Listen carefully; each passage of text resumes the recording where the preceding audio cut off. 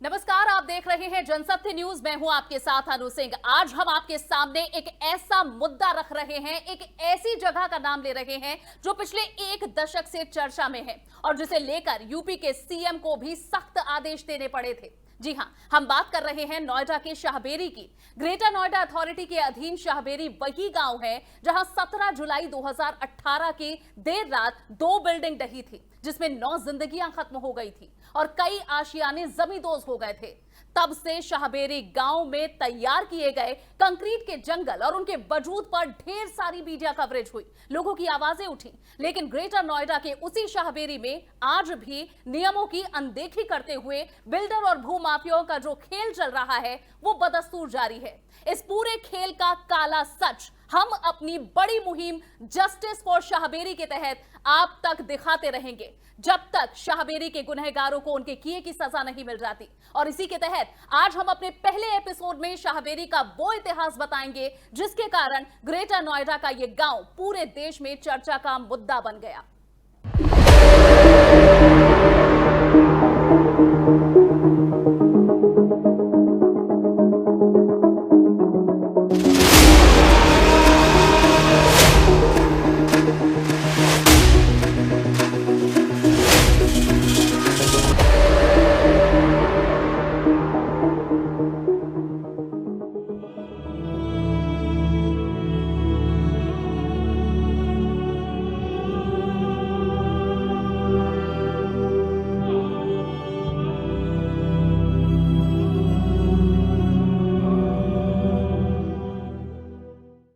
Greater Noida का शाहबेरी गांव उपजाऊ और बेशकीमती यहाँ की जमीन और ये गांव पिछले एक दशक से चर्चा में बनी हुई है। आइए हम आपको बताते हैं किस लिए शाहबेरी की चर्चा समय समय पर होती रही है।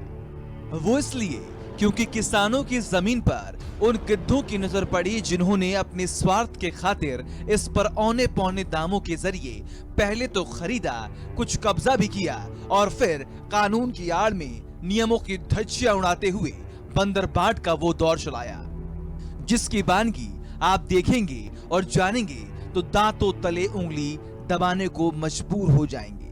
जी हां, हम ये आरोप नहीं लगा रहे, बल्कि बीते 10 सालों में शाहबेरी की 156 हेक्टेयर जमीन को लेकर हुए बंदरबाट की वो फेहरिस्त आपके सामने रख रही हैं, जिसमें दूध का दूध और पानी का पानी हो जाएगा।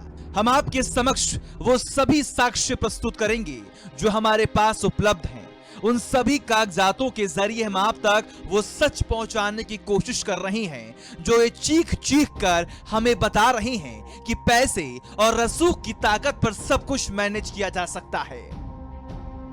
आखिर ये सब खेल हुआ कैसे और किसके इशारे पर इसको अंजाम दिया गया, हम आपको सिलसिलेवार तरीके से बताते हैं और हम आपको बताते हैं शाहबेरी लैंड का वो इतिहास जो कागजों में दर्ज है।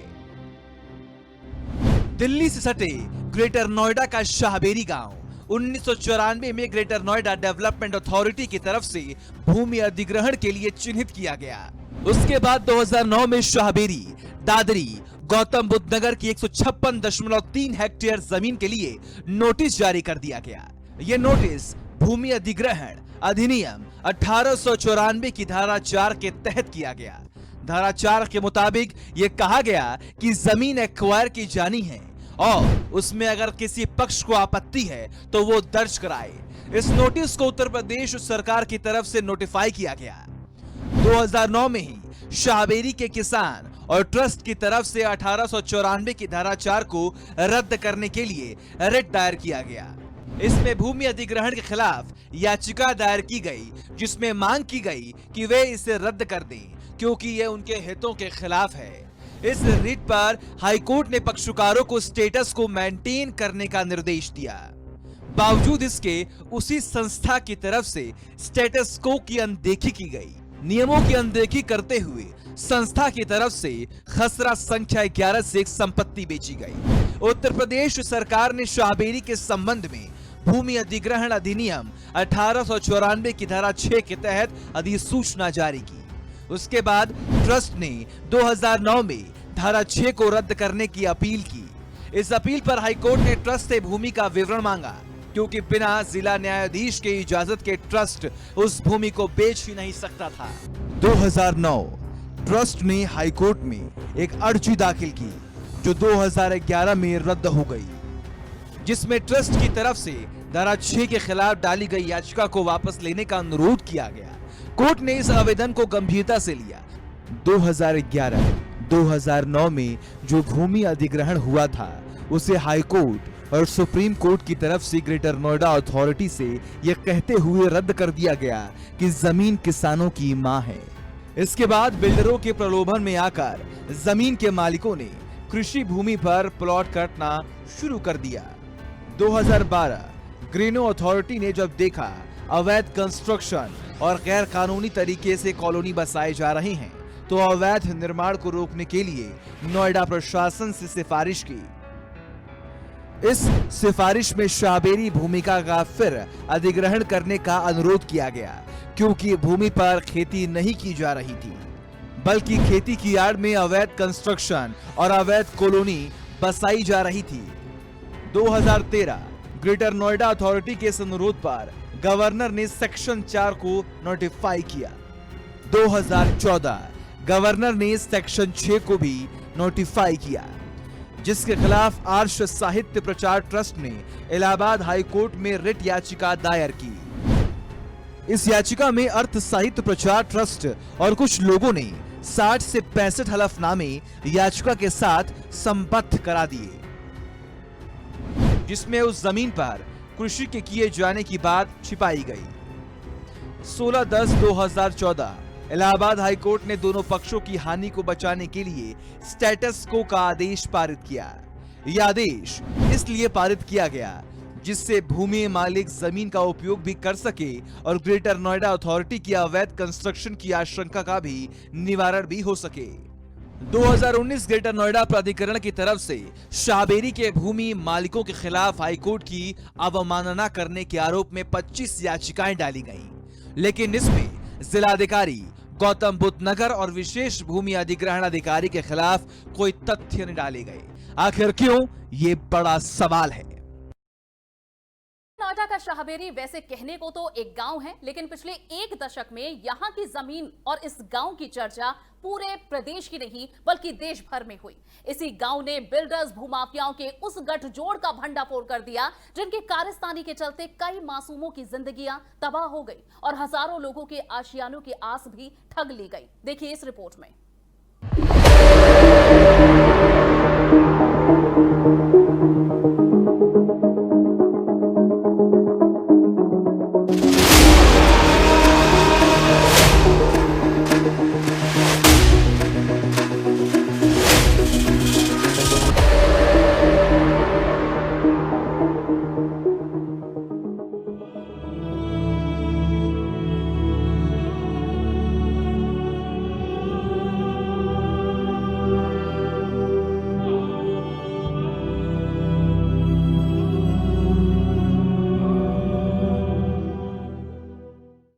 शाहबेरी में 28.737 हेक्टेयर जमीन 3 धार्मिक संस्थानों के नाम पर है। शाहबेरी में 2.3190 हेक्टेयर जमीन शत्रु संपत्ति है जो गृह मंत्रालय के अधीन है। ग्रेटर नोएडा औद्योगिक विकास प्राधिकरण ने शाहबेरी की लैंड अक्वायर की है।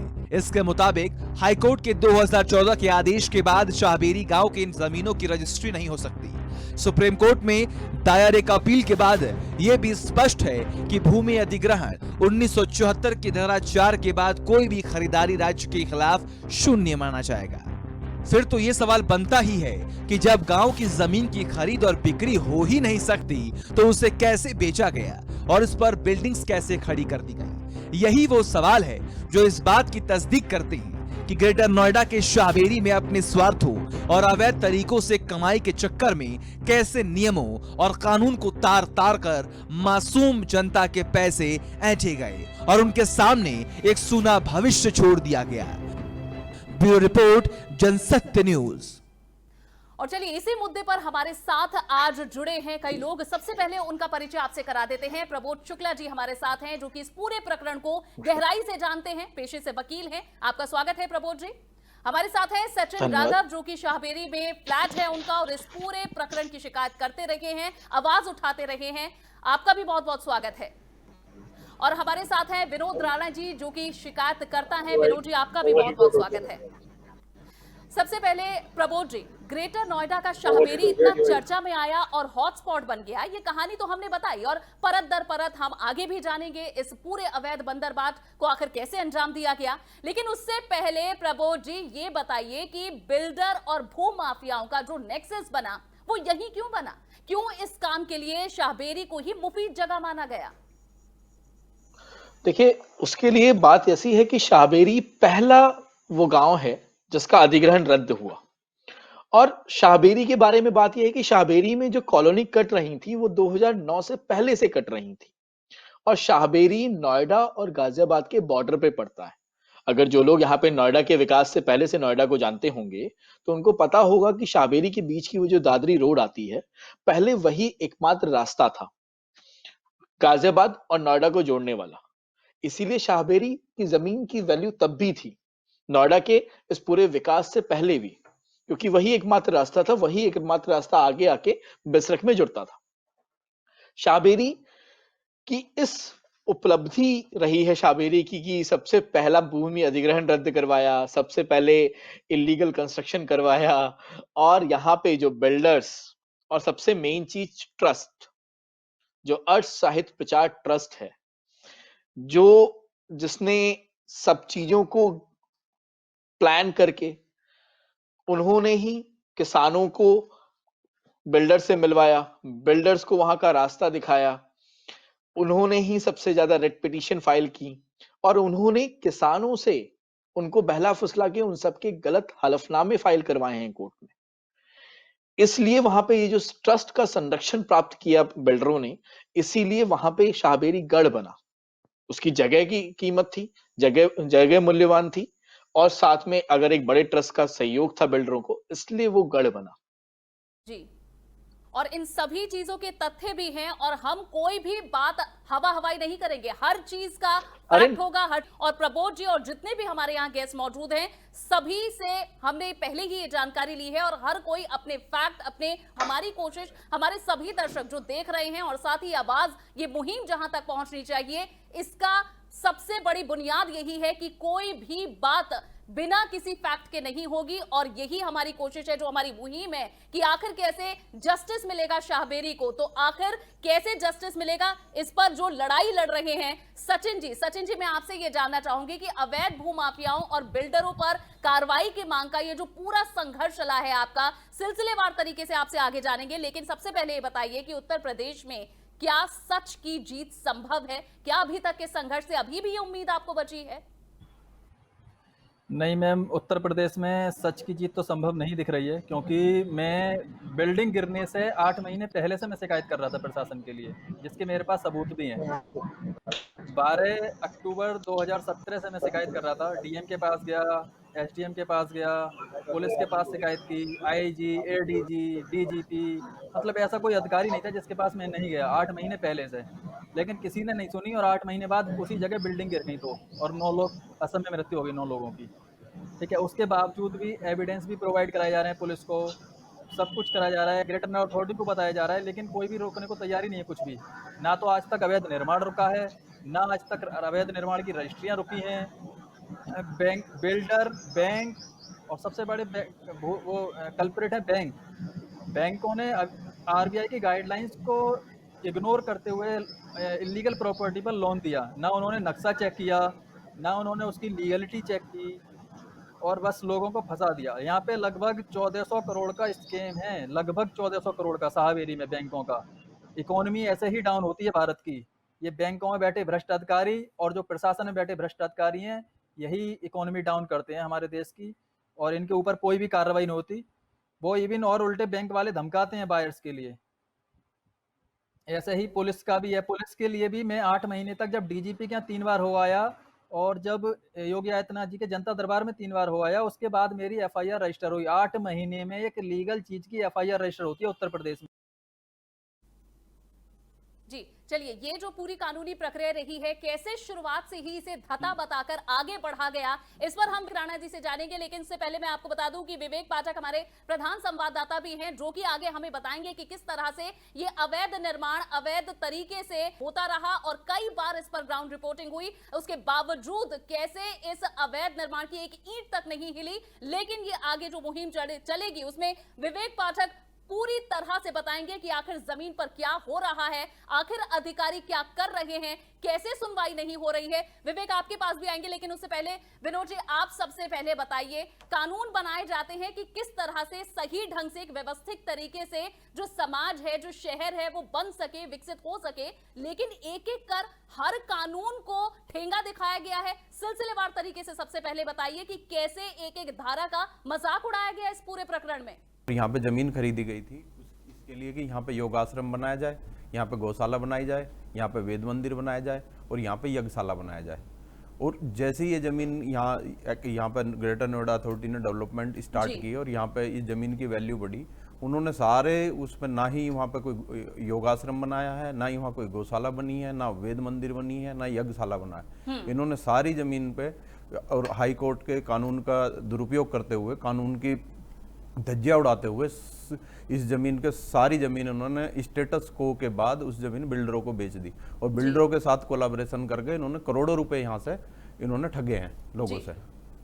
जी, इसके साथ अलग अलग धाराओं जिनका आपने जिक्र किया है, वो धाराएं क्या कहती हैं और कैसे इतनी आसानी से उन धाराओं को लांघ कर ये अवैध निर्माण किया गया। प्रभु जी, इस पर मैं आपसे भी पूछूंगी, लेकिन विवेक, सबसे पहले आप बताइए कि ग्राउंड पर खूब सारी रिपोर्टिंग हुई है और ऐसा नहीं कि ये मुद्दा जहां पहुंचना चाहिए वहां ना पहुंच रहा हो। लेकिन आप सबसे पहले मुझे बताइए कि आपको क्या लगता है, कौन कौन है इसके बड़े गुनहगार? देखिए अनु, सबसे पहले तो अगर पूरा जो कॉकस है इसको समझना होगा। और अगर हम अभी अब जिस तरह की पड़ताल जो है जनसत्य न्यूज की तरफ से हम लोगों ने जाके ग्राउंड पे की है, उसमें सबसे पहला जो दोष है वो ग्रेटर नोएडा अथॉरिटी की तरफ से निकल के आता है कि जब स्थितियां उनको सामने थी, जैसी स्थितियां चल रही थी, उसके बावजूद भी आंखें मूंद कर बैठे रहना। क्योंकि आज आप जिस जगह रह रहे हैं, क्योंकि ग्रेटर नोएडा एक ऐसी दोनों अथॉरिटीज है जिसमें कि ये माना जा सकता है कि अगर कहीं भी कोई भी अगर नई इमारत में कोई ईंट भी रखता है तो वहां पर उनके अधिकारी पहुंचकर उनसे जवाब तलब कर लेते हैं और नक्शे की बात करते हैं। लेकिन इस पूरे इलाके में इतने बड़ी लेवल पर जो है इलीगल कंस्ट्रक्शन चलते रहे, इतने साल तक कोई एक्शन नहीं हुआ, और जब आवाज किसी तरह से उठाई गई तो उसमें कुछ खाना पूर्ति की कार्रवाई करते हैं, उसके बाद शांत हो जाते हैं। अब दूसरी बात, सबसे बड़ी बात आती है गौतम बुद्ध नगर का जो जिला प्रशासन है उसके ऊपर। हालांकि जो भी तत्कालीन अधिकारी की तरफ से तो ये बात संदेह कहीं ना कहीं खड़ा होता ही है कि आखिर कैसे, जिस मामले में हाईकोर्ट शामिल है, जिस मामले में इतना बड़े लेवल पर भूमि अधिग्रहण किया जाना है, आखिरकार कैसे प्रशासन की नाक के नीचे इतना बड़ा खेल चलता रहा, ये उन्हें संदेह में खड़ा। चलिए, विवेक से आगे भी हम जुड़ेंगे, तो सबसे पहले आपको ये बताना जरूरी है कि आखिर क्या है ये पूरी धांधली, कैसे इसकी शुरुआत हुई, इसकी नींव कब रखी गई थी, इस पूरे भ्रष्टाचार की नींव कब रखी गई और शुरुआत में ही कैसे कानूनों को लांघकर आगे बढ़ा गया इन भ्रष्टाचारियों के जरिए, और आगे या भविष्य में जो वर्तमान स्थिति है, इन दोनों पर हम बात करेंगे। लेकिन सबसे पहले आपको ये समझना बहुत जरूरी है कि आखिर इस भ्रष्टाचार की नींव कब और कैसे पड़ी, और जिन कानूनों को हमारी सुरक्षा, रक्षा और साथ ही हमारी व्यवस्था के लिए बनाया गया था, आखिर कैसे उन्हें उनकी धज्जियां उड़ाई दी गई। तो प्रबोध जी, सबसे पहले आप बताइए कि जिस तरह से भूमि अधिग्रहण नियम की जो धाराएं हैं, जो धारा 4, धारा 6, धारा 9, इन सभी का जिक्र हम इस पूरे प्रकरण में आगे सुनते रहेंगे। लेकिन सबसे पहले आप हमारे दर्शकों को समझा दीजिए कि ये धाराएं क्या कहती हैं, कितनी स्ट्रांग है, किस वजह से इनका निर्माण किया गया था और कैसे इतनी आसानी से इन्हें जाने दिया गया। देखिए अनु जी, आपको समझना होगा, पूरा सिस्टम समझना होगा, तभी हम लोग इस चीज को आगे कर पाएंगे और जो आपके व्यूअर हैं वो भी समझ पाएंगे। क्योंकि देखिए, हमें हमेशा लगता है कि सरकार जो करती है वो सही तरीके से नहीं करती, सरकार हमेशा ही पब्लिक के अगेंस्ट उसमें करती है, बट ऐसा नहीं। देखिए, सबसे पहले क्या होता है, जैसे जो आपने इसमें बताया कि शाबरी 1994 में नोटिफाइड विलेज हुआ था। देखिए, एक अथॉरिटी कोई बनती है और तो ये देखा जाता है कि ये अथॉरिटी कितने बड़े एरिया में काम करेगी, कितने बड़े एरिया को डेवलप करेगी। तो जो एरिया अथॉरिटी को डेवलप करना होता है, उन एरिया को और उसके जो गांव आते हैं उनको नोटिफाइड कर दिया जाता है। जैसे कि शाबरी 1994 में नोटिफाइड हो गया।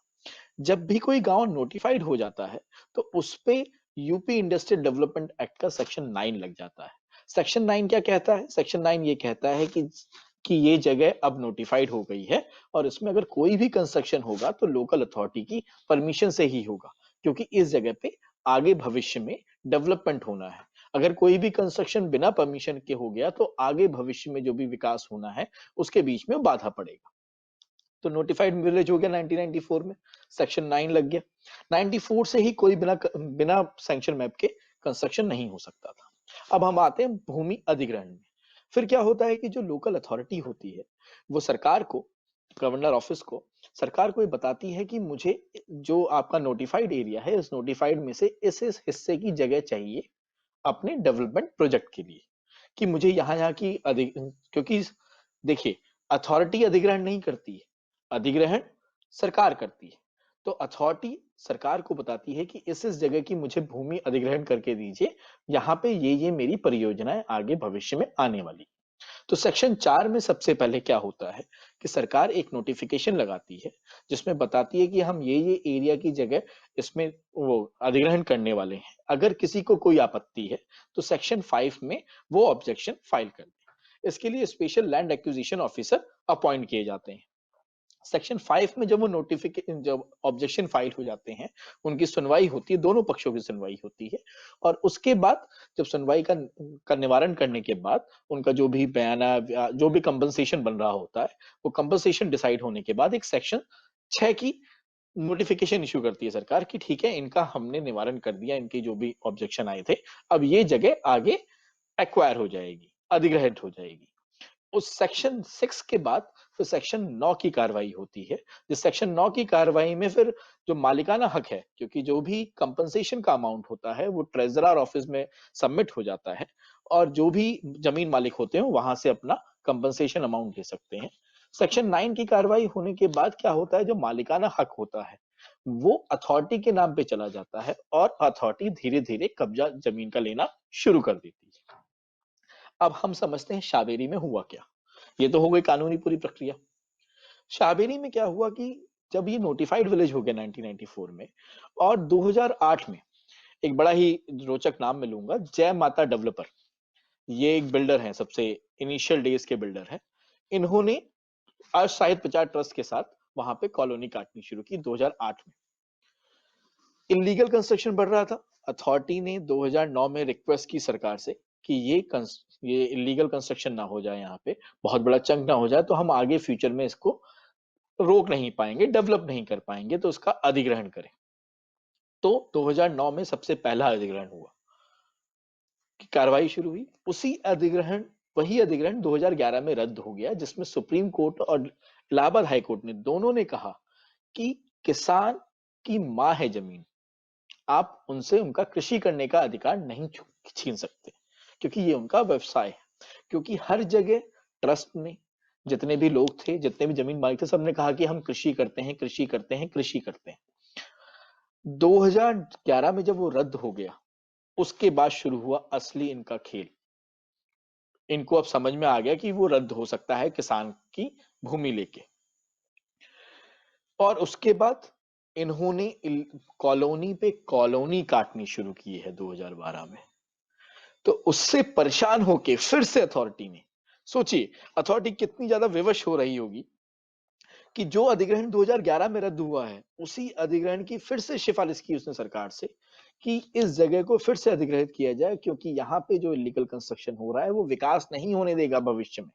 और 2013 में फिर से हुआ, फिर से धारा 4 इशू की गवर्नर ने, फिर से धारा 6 इशू की। धारा 9 का नोटिफिकेशन 21 अक्टूबर को आने वाला था। उससे पहले 16 अक्टूबर को अर्थ साहित्य प्रचार ट्रस्ट ने स्टेटस को का आदेश लिया दिल्ली हाई कोर्ट, वो इलाहाबाद हाई कोर्ट से। यथा स्थिति का आदेश 16 अक्टूबर को लिया है और यथा स्थिति के बावजूद उन्होंने बिल्डरों के साथ मिलके फिर जमीनें बेची, फिर कंस्ट्रक्शन करवाया है। यह है लीगल इनका सिस्टम। जी अनु जी, ये सारी चीजें डॉक्यूमेंटेड है। एक एक चीज अनु जी, एक एक चीज। शाहबेरी का इतिहास नोएडा का इतिहास है।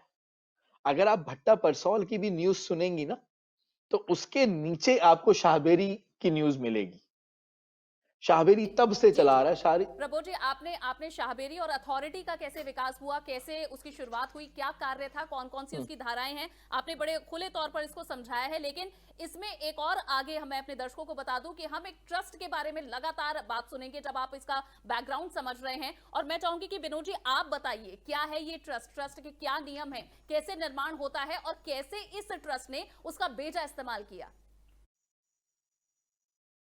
ट्रस्ट है, ये धार्मिक संस्था है जो आर्य समाज के आर्य प्रचार प्रसार और आर्य समाज की जो नीतियां हैं जो आर्य समाज के लिए काम करती है, जी। जिसमें आर्य समाज और आर्य समाज को बढ़ावा देने के लिए और जो आर्यंस हैं उसको हमारी जो संस्कृति है जी, जी। उसको बढ़ावा देने के लिए काम करती है। ठीक। तो इसमें जैसे ये वेद, योग, यजुर्वेद, आयुर्वेद, इस पे एक है स्वामी जो दयानंद सरस्वती हैं उनके निर्देशों का उनके उसका पालन करते हैं। ठीक। तो ये जो 1966 में जो ट्रस्ट है, जो इसमें ट्रस्ट है दीपचंद आर्य, उन्होंने एक ट्रस्ट बनाया और लोगों से काफ़ी चंदा इकट्ठा किया और यहाँ पे साहबेरी में एक ये कोई धार्मिक संस्थान जी। आर्य समाज का बनाना चाहते थे। हाँ। उन्होंने लोगों से पैसा लिया, पैसा लेके यहाँ पे जमीन खरीदी, जमीन खरीद के उन्होंने ये जमीन छोड़ दी कुछ टाइम के लिए कि हम इसमें बाद में इसमें काम करेंगे।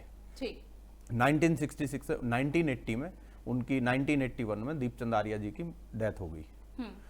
उसके बाद ये लैंड पड़ी रही और लैंड जब 2009 में इस लैंड के रेट बढ़े, यहाँ पे सारा डेवलप होने लगा, जी, जी। तो ट्रस्ट ने ये जमीन इलीगल तरीके से बेचनी शुरू कर दी। अच्छा। फिर जमीन एक्वायर होगी वहाँ पे, फिर उसमें ये जो शुक्ला जी ने बताया कि वहाँ पे कोर्ट में चले गए और वो सारा, उसके बाद से इन्होंने इस जमीन को लगातार बिल्डर्स को बेच दिया गया। ना वहाँ कोई गौशाला बनाई गई, ना वहाँ कोई आश्रम बनाया गया, ना वहाँ कोई वेद मंदिर बनाया गया, ना वहाँ कोई यज्ञशाला बनाया गया। इतनी बड़ी जमीन में कोई आर्य समाज से रिलेटेड कोई धार्मिक यूनिवर्सिटी या कोई संस्थान बनाया जा सकता था, मगर इन्होंने वहाँ कुछ भी नहीं किया और यहाँ से हजारों करोड़ रुपए ये लेके चले गए हैं लोगों को बेच के इलीगल तरीके से। जब जमीन एक्वायर है, आप ट्रस्ट की लैंड बिना डिस्ट्रिक्ट जज के परमिशन के बेच ही नहीं सकते।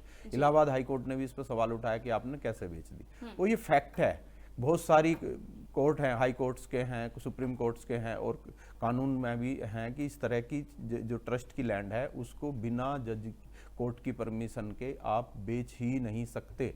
तो आप लगातार बेचते जा रहे हैं, बिल्डरों से कोलैबोरेशन करते जा रहे हैं। यहाँ पे जो शुरुआत की है, ये जो ठगी की जो शुरुआत हुई है साहबेरी में, 70% से 80% जो यहाँ पे फ्लैट्स बने हुए हैं, जो लोग लुटे हैं वहाँ पे, जो जिनका नुकसान हुआ है, वो सब ट्रस्ट की लैंड के अंदर है।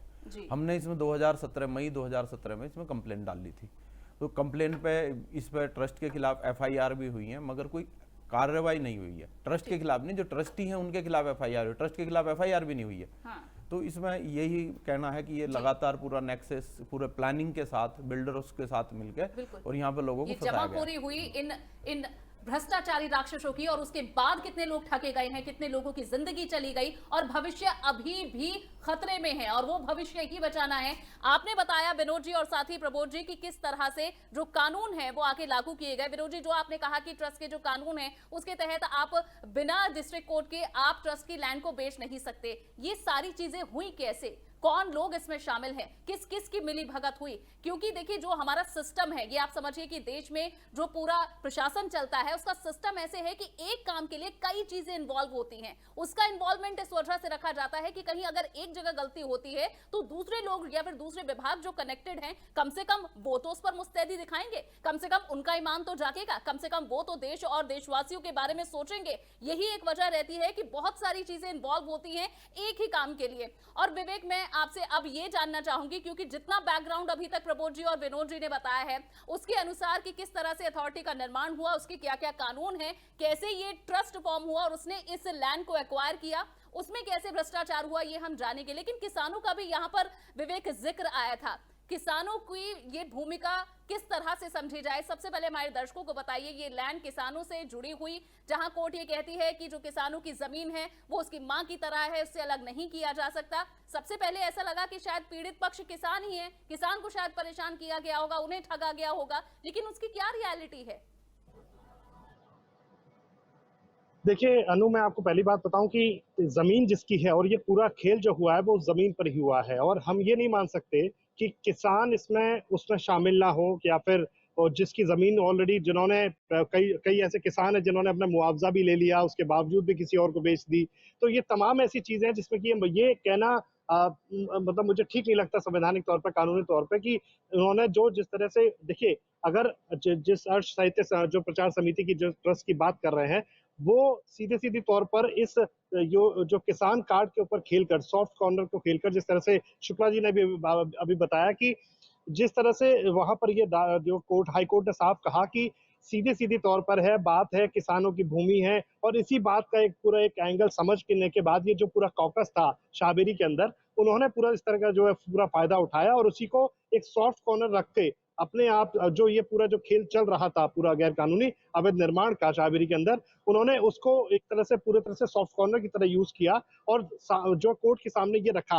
लेकिन हाई कोर्ट के सामने भी ये सारी चीजें जब आई हैं तो उन्होंने एक समय पर जाकर सीधी सीधी तौर पर जो स्थितियां हैं वहां पर जमीन की जो निर्माण की स्थितियां थी उनको भी शक हुआ था, और उन्होंने इसी बात पर जब ये एक्शन लिया, उन्होंने हाई कोर्ट ने अपनी तरफ से साफ कहा कि आप इसका पूरा विवरण दीजिए कि वहां पर कितना और जमीन की क्या स्थितियां हैं, क्या निर्माण हो चुका है, नहीं हो चुका है। उसके बाद पता चलता है कि इनकी तरफ से जो ये याचिकाएं डाली गई थी अर्थ साहित्य प्रचार जो ट्रस्ट की तरफ से तो डाली गई थी, इसके अलावा जो किसानों की तरफ से भी जो मर्ज कर क्लब कर दी गई थी, उनको लेकर जो है साफ तौर पर जो फिर उन्होंने याचिका वापस करने का अपील किया। यानी कि सीधी सीधी तौर पे बात है, जो जिसको वो खेलना चाह रहे थे वहां पर हाईकोर्ट की तरफ से जो सख्ती की गई थी, उसके बाद जब जवाब तलब किया गया, विवरण मांगा गया, तो उनको बैकफुट पे आना पड़ा। तो किसानों के लिए ये बात, ये कहना कि वो बेचारे हैं या फिर उनकी तरफ से कोई गलत नहीं हुआ, इसमें संदेह है। और कहीं ना कहीं ये जो पूरा कॉकस है, जमीन जिसकी है, उस जमीन पे ही निर्माण हुआ है, और पूरा ये लालच का खेल है जिसमें कि उनको लगता था कि अगर,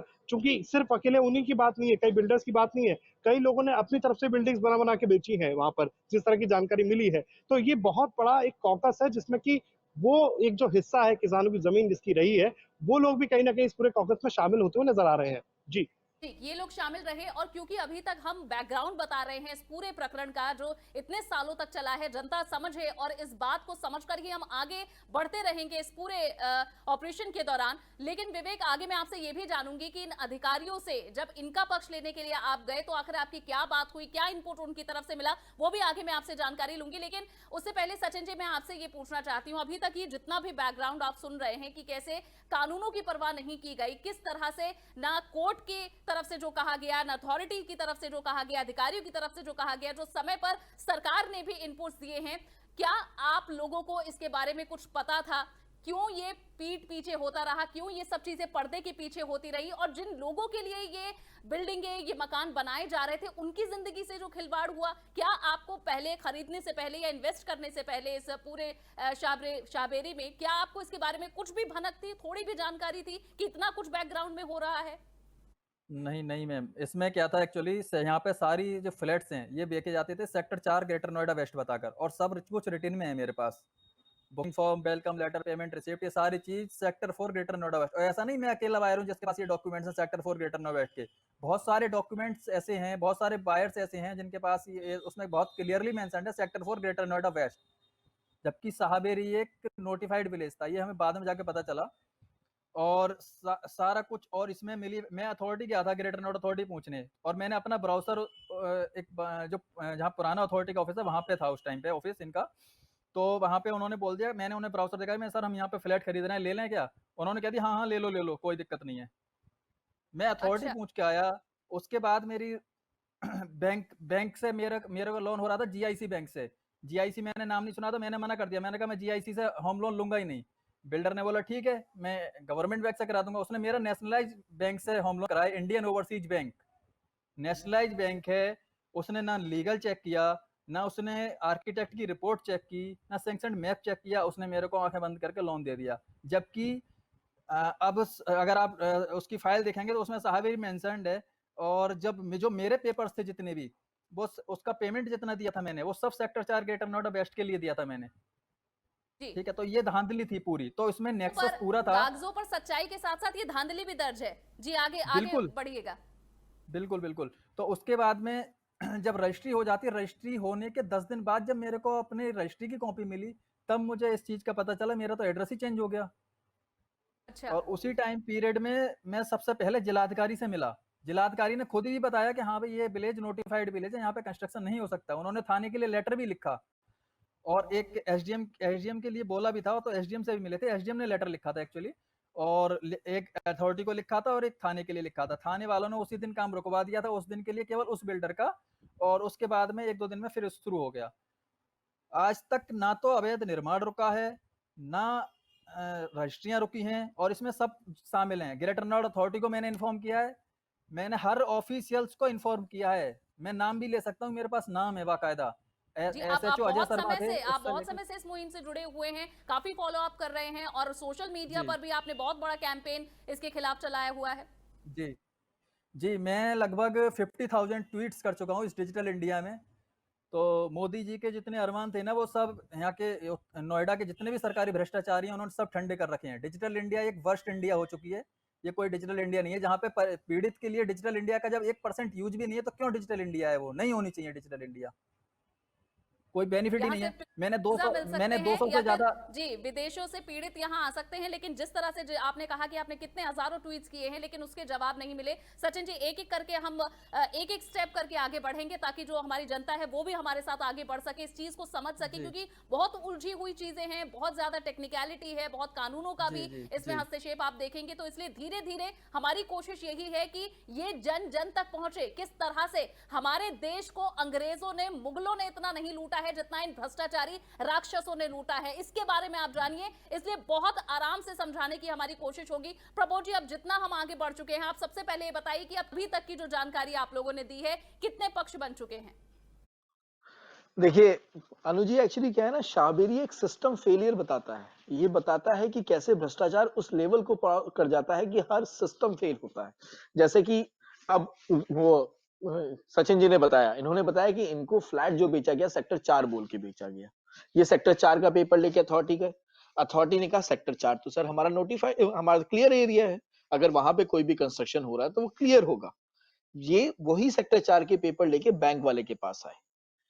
बैंक वाले को पता था कि ये सेक्टर 4 नहीं है। बैंक वाले ने क्या पेपर अपने लीगल वाले को दिए, ये हमें नहीं पता, क्योंकि उसके लीगल की जो रिपोर्ट आई है, जो सचिन जी के लीगल की जो रिपोर्ट आई है, उसमें शाहबेरी लिखा हुआ है। उसके आर्किटेक्ट ने शाहबेरी मेंशन किया है, और वो रिपोर्ट उसने कोई ग्राउंड में जाके नहीं बनाई है। वो रिपोर्ट उसने आराम से अपने ऑफिस में बैठ के आराम से जो कॉपी कट पेस्ट करके बनाते हैं वो बना दिया है। उन्हों बैंक का आर्किटेक्ट उस जमीन को फ्री होल्ड जमीन बता रहा है, बिना किसी पेपर के बेस पे। कोई पेपर नहीं है, कोई पेपर का बेस नहीं है, फ्री होल्ड जमीन डिक्लेयर कर दी है। जो बैंक का लीगल की रिपोर्ट आई है, उसने तो मना ही कर दिया है कि एक्विजिशन हुआ है। आप सिस्टम फेलियर समझिए। एक ग्राहक को बताया जाता है सेक्टर 4 के नाम पे जमीन बिक रही है। सेक्टर 4 ग्रेटर नोएडा अथॉरिटी का प्लान सेक्टर है, वहां पे सारे प्लान है। जो गौर सिटी 1 है वो सेक्टर 4 में फॉल करता है। उसकी पूरी जो बेल्ट है, जिसके बैक साइड में जो नया मॉल खुला है, गौर सिटी का मॉल खुला, उसके बैक साइड में सेक्टर 4 फॉल करता है। वो एक प्लान सेक्टर है। उस प्लान सेक्टर के जस्ट बगल में शाहबेरी लगता है। तो सेक्टर 4 के नाम पे ग्राहकों को शाहबेरी बेचा गया। रजिस्ट्री डिपार्टमेंट सबसे बड़ा कल्प्रिट, वहां पे रजिस्ट्री डिपार्टमेंट आता है।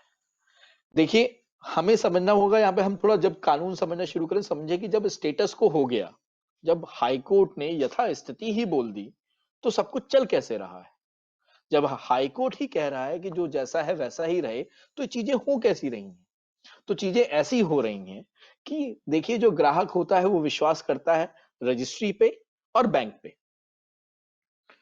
बिल्डर ने सेक्टर 4 के पेपर दिए, बैंक ने उस सेक्टर 4 के पेपर पे लोन सैंक्शन कर दिया, जो बैंक नहीं कर सकता था।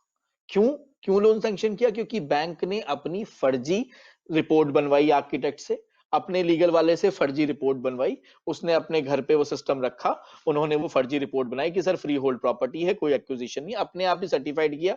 वो अपने आप ही सर्वे सरवा है, सब कर रहे हैं खुद अपने आप ही।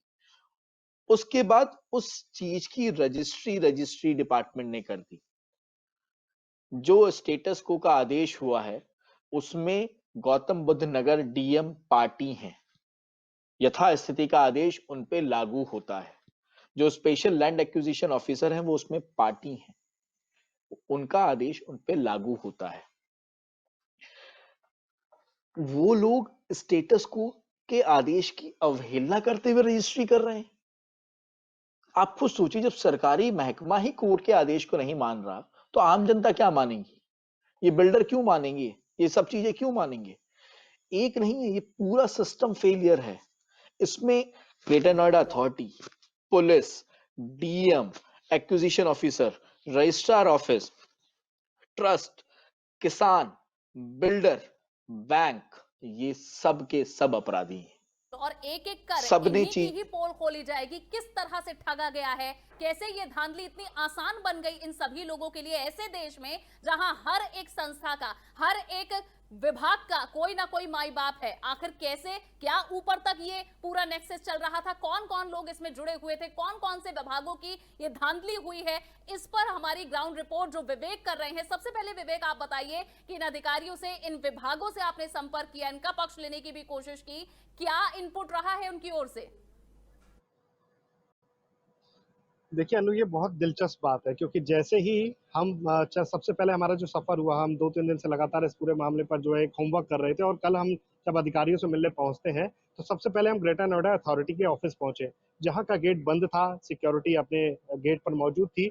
जब हमने अपना कैमरा बाहर शॉट्स बनाने के लिए बनाया, जो निकाला, तो पता चलता है कि गार्ड्स हमें आके रोकते हैं।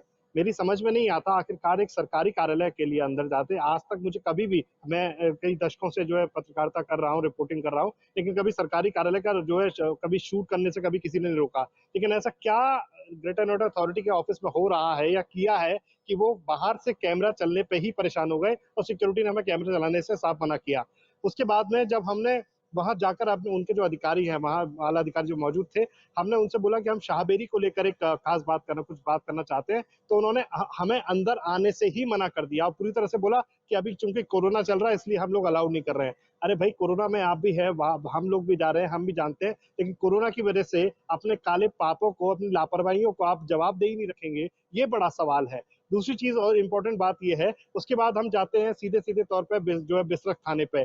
उस चौकी पे भी हम गए जहां पर शाहबेरी के बिल्कुल सटे हुए वो चौकी है, जहां पर पूरी तरह से जो है वहां कंस्ट्रक्शन चल रहा हुआ, पुलिस की नाक के नीचे जो इस तरह से हुआ, तो हम वहां पर पहुंचे, बिसरख थाने पहुंचे थे। तो बिसरख थाने पे भी वहां पर वही हमें देखने को मिला, एसएचओ साहब मौजूद नहीं थे, लेकिन उनका जो स्टाफ था उन्हें भी कैमरे से और हमारी मौजूदगी से बड़ी जो एलर्जी हुई और दिक्कत हुई। इसके साथ साथ हम जिलाधिकारी नोएडा जो गौतम बुद्ध नगर है, उनके भी कार्यालय गए, हालांकि जिलाधिकारी वहां मौजूद नहीं थे, लेकिन जब भी जिस भी स्टाफ से हमने, उनके जो सहयोगी जो कर्मचारी हैं वहां पर, जब हमने पूछने की कोशिश की, जानने की कोशिश की कि हम शाहबेरी को लेकर कुछ बात करना चाहते हैं, तो हर व्यक्ति इससे बिल्कुल ऐसा समझिए कि बचता हुआ नजर आया। ना तो उसने हमें ऑफ कैमरा एंटरटेन करने की कोशिश जो है, जो मतलब हिम्मत की, और ना ही हमें ऑन कैमरा।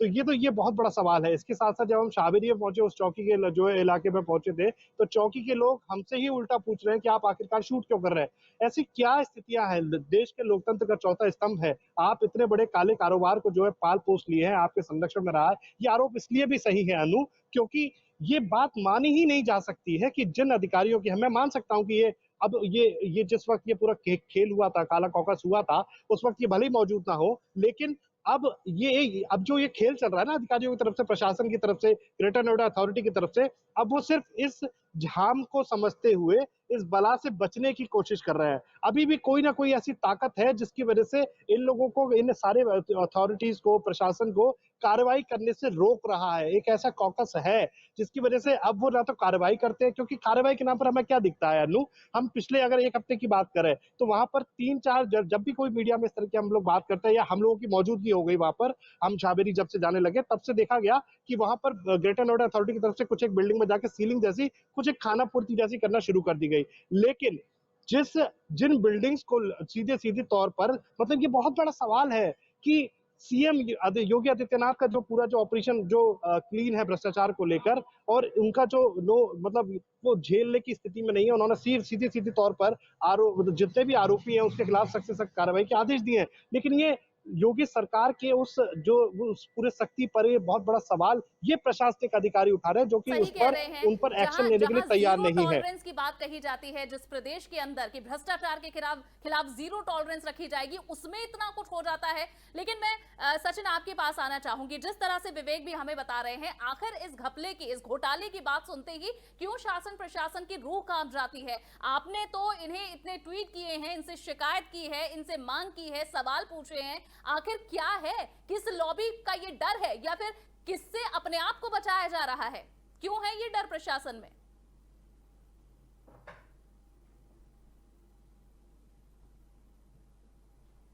जी सचिन, आप मेरी आवाज सुन पा रहे हैं?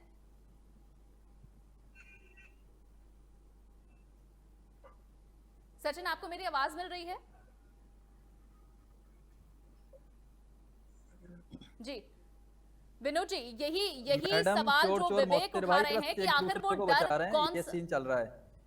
आप ये जी समझिए, आप पूरा अगर गेम देखेंगे ना, तो गेम ये देखिए जिस चलिए विनोद जी, जो सवाल विवेक ने उठाया है, जिस तरह से वे पहुंचे, सिर्फ अभी तो हम वहां चौखट तक ही पहुंचे हैं, सिर्फ बाहर ही पहुंचा है मीडिया का कैमरा। आखिर इतनी खलबली, इतनी परेशानी क्यों प्रशासन में? क्या छिपाने की कोशिश है? जैसा कि शुक्ला जी ने बताया कि जो साहबेरी है वो एक सिस्टम फेलियर है। जी जो अगर यहाँ पे नोएडा में आप कोई भी काम करते हैं तो अथॉरिटी के अधिकारी, पुलिस के अधिकारी तुरंत पहुंच जाते हैं कि आप कंस्ट्रक्शन कैसे कर रहे हैं, आप हाँ, नक्शा दिखाइए, बिल्कुल, आप ये बिल्कुल। पेपर दीजिए, आप वो पेपर दीजिए, और जो कॉम्पिटेंट अथॉरिटी आप उसके सारा सैंक्शन मैप और प्लान दीजिए। साहबेरी में हजारों फ्लैट बन गए हैं, 10,000 फ्लैट बन गए हैं करीब करीब, और वहाँ पे करीब जो है 500 से ज़्यादा बिल्डिंग्स जो हैं, बिल्डिंग्स खड़ी हो गई हैं। जी जो बिल्डिंग्स खड़ी हुई हैं और इतने सारी वहाँ पे 8-8, 7-7 मंजिल्स की बिल्डिंग बनी है, वो उसमें ये नहीं कहा जा सकता कि उसके पुलिस और जो ग्रेटर नोएडा अथॉरिटी के अधिकारी इन्वॉल्व नहीं है। सारा जो खेल है सारा उनकी नाक के नीचे खेला गया है। इसमें सारे अधिकारी मिले हुए हैं। जो ग्रेटर नोएडा अथॉरिटी का जो एई है, जो इंजीनियर्स है उस एरिया का, उस क्षेत्र का, वो उसमें पूरी तरह से इन्वॉल्व है। वो वहाँ सर्वे करते हैं, पुलिस वहाँ पे घूमती है, जाती है, देखती है कंस्ट्रक्शन का। और इतना सारा, इतना बड़ा कंस्ट्रक्शन, पूरा जंगल खड़ा हो गया, कई 8-10 किलोमीटर से भी ज़्यादा एरिया में, 12 किलोमीटर से भी ज़्यादा एरिया में इतना बड़ा खड़ा हो गया, तो ये नहीं कहा जा सकता कि इसमें कोई भी प्रशासन मिला हुआ नहीं है। इसमें प्रशासन पूरी तरह से इन्वॉल्व है। बिल्कुल। इसमें और जी जी जी जी कोई विनोद जी, आप जो साहबेरी है, अगर अथॉरिटी कोई सैंक्शन मैप नहीं है, पूरी जो लैंड है उसका सेक्शन 4, सेक्शन 6 का नोटिफिकेशन हो चुका है, हाई कोर्ट में केस चल रहा है, जी। स्टेटस को का ऑर्डर है जो आज भी प्रिवेल करता है। आज भी स्टेटस हाई को कोर्ट ही की है तो वहाँ पे। वैल्यू ही नहीं बची उत्तर अगर हम प्रदेश में। इस पे जाएं तो आज भी वहाँ पे स्टेटस को है, मगर उधर स्टेटस को लिया और पीछे से सारी जो प्लाट बेच दिए गए, बिल्कुल, बिल्कुल। सबकी रजिस्ट्रियां हो गई, वहाँ पे बिल्डिंग्स बन गई, लोन भी हो गए हैं और लोग रह भी रहे हैं। हाँ। और लोगों को लूटा भी गया।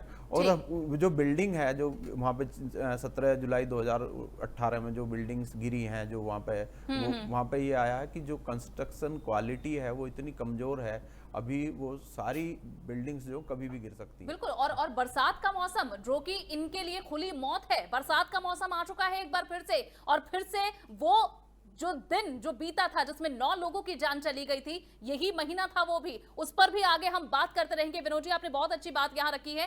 प्रबोध जी, मैं आखिर में आपसे ये जानना चाहूंगी कि आखिर कहा जाता है कि न्याय मिलने में देरी तो हो सकती है, लेकिन अंधकार नहीं हो सकता। ऐसा नहीं है कि न्याय आपको ना मिले, सच को प्रताड़ित तो किया जा सकता है लेकिन उसे दबाया नहीं जा सकता। क्या वाकई ये इस पूरे प्रकरण में ये बात फिट बैठती है? जो हम मुहिम आगे लेकर चल रहे हैं, हमारा मकसद है कि जब तक शाहबेरी को न्याय नहीं मिल जाएगा तब तक हम चुप नहीं बैठेंगे। आखिर कैसे पूरे सिस्टम को फेल कर देंगे? कैसे ये देश की जनता के जीवन को लेकर अभी तक भी प्रशासन क्यों सतर्क नहीं है? और जब तक ये न्याय नहीं मिल जाएगा, जनसत्य न्यूज की ये मुहिम चलती रहेगी। लेकिन प्रबोध जी, क्या ये सच आगे सामने आ चुका आएगा? क्या हम ना न्याय को पा पाएंगे? क्या जस्टिस फॉर शाहबेरी हो पाएगा?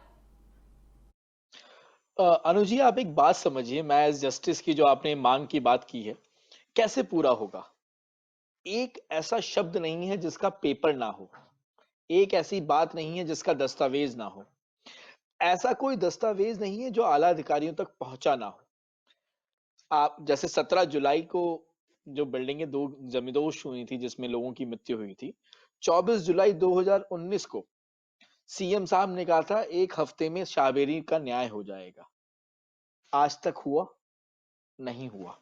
और होगा उसका पता नहीं कैसे होगा, क्योंकि बात यह है कि शाहबेरी एक वो दुधारू गाय है जिससे हर किसी ने पैसा कमाया है। पुलिस ने पैसा कमाया है, अथॉरिटी के अधिकारियों ने पैसा कमाया है, रजिस्ट्री डिपार्टमेंट ने तो राजस्व भर के दिया है, सरकार को भी पैसा पहुंचाया है। आप ये भी समझिए ना, बैंकों का पैसा लगा है यहाँ पे, वो भी सरकारी पैसा लगा है। अब इतना बड़ा जो इतना हर आदमी का पैसा लगा है, पैसा हर आदमी ने कमाया है, वो इस चीज को खत्म कैसे होने दे? लोग मरते मर जाने दीजिए, लोगों की जान की फिक्र नहीं है इन्हें।